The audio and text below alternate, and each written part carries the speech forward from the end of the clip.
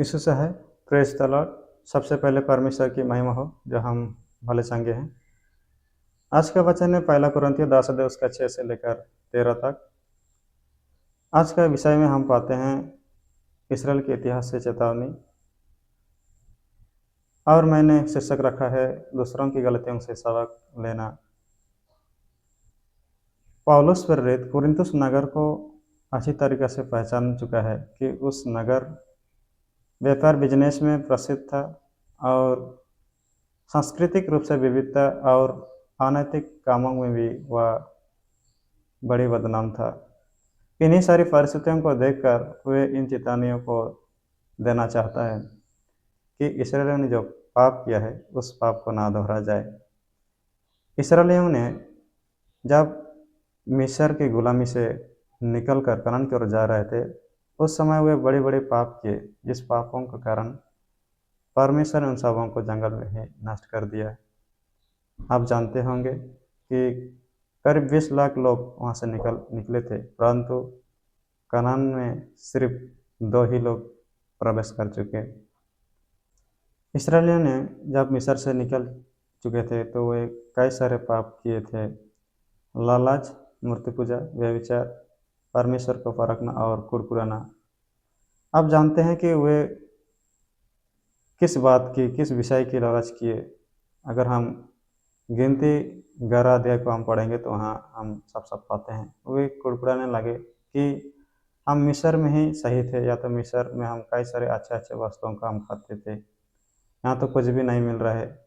सिर्फ रोज़ का रोज़ मन्ना जो वे खा खा कर बोरिंग हुए थे, तो इसी बातों को वे अपील करते हुए मूसा को बोल रहे थे। तो ये कोई साधारण लालच नहीं था। वे खानपान की लालच की, परंतु उस देश को भी वे अच्छा देश कहने लगे जहाँ वे गुलामी में थे। उस देश को वे स्मरण कर रहे हैं कि परमेश्वर ने हम सबों को निकलकर गलत किया है, ऐसा वे साबित करने लगे।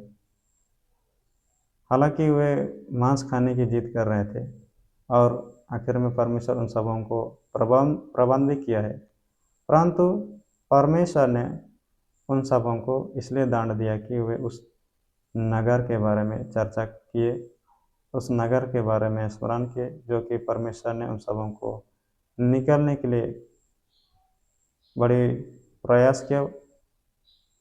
और आप जानते हैं कि वहाँ 10 विपत्तियाँ भेजी गई और उन सबों को देखकर भी वे परमेश्वर को भूल गए।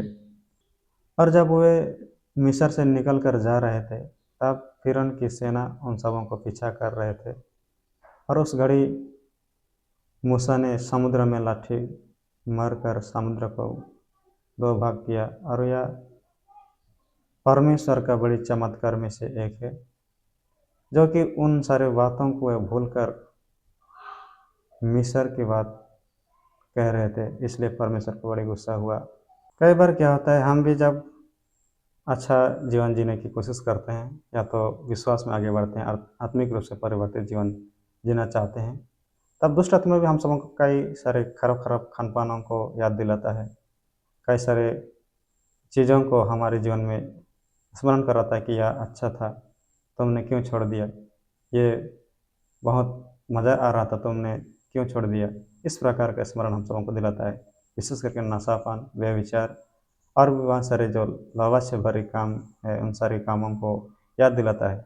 हम ऐसे शैतान की बहकावे में ना आए और हम ऐसे गलतियों को ना करें, क्योंकि परमेश्वर अद्भुत परमेश्वर है, वह ऐसी बातों को पसंद नहीं करता।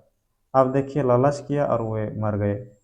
उन्होंने व्यभिचार किया, मूर्ति पूजा किया और मर गए। तो परमेश्वर कितना पवित्र परमेश्वर है।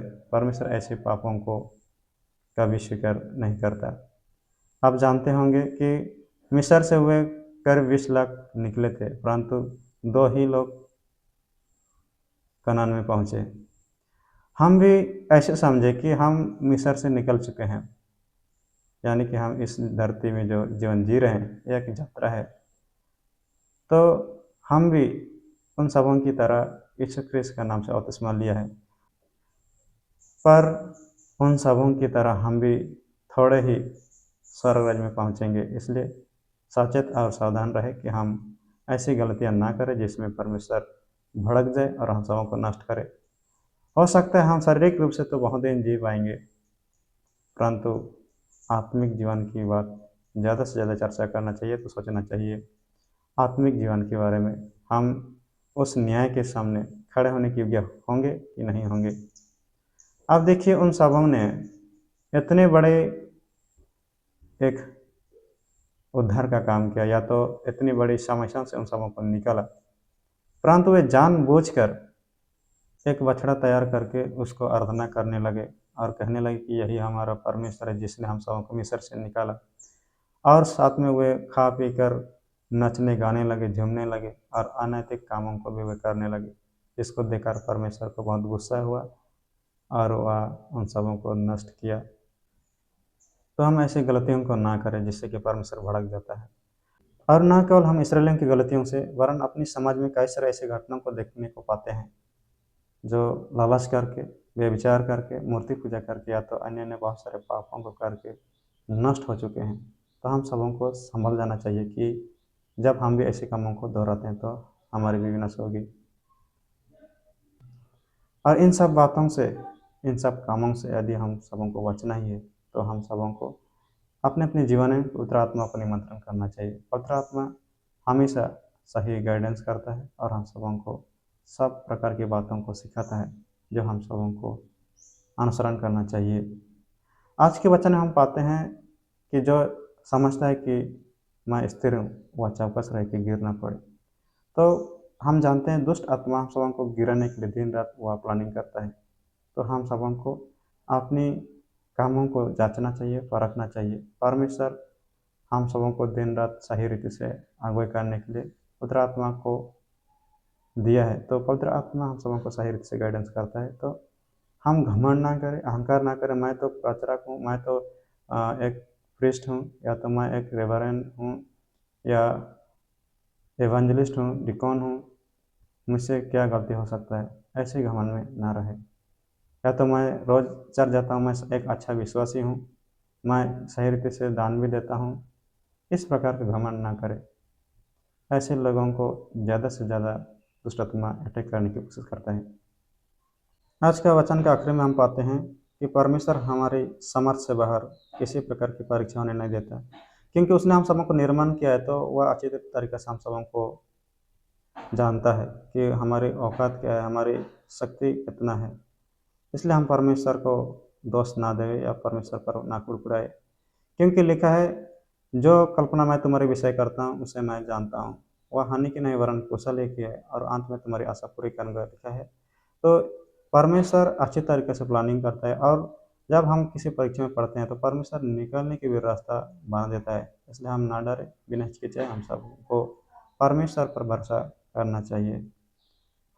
परमेश्वर इस वचन में बहुत से आशीष करे। आमीन। धन्यवाद। जो अब तक मेरे चैनल को सब्सक्राइब नहीं किया है, आशा करते हैं आप लोग सब्सक्राइब करेंगे ताकि आप लोगों को सबसे पहले वीडियो मिले, और लाइक और शेयर करना ना भूलें। धन्यवाद।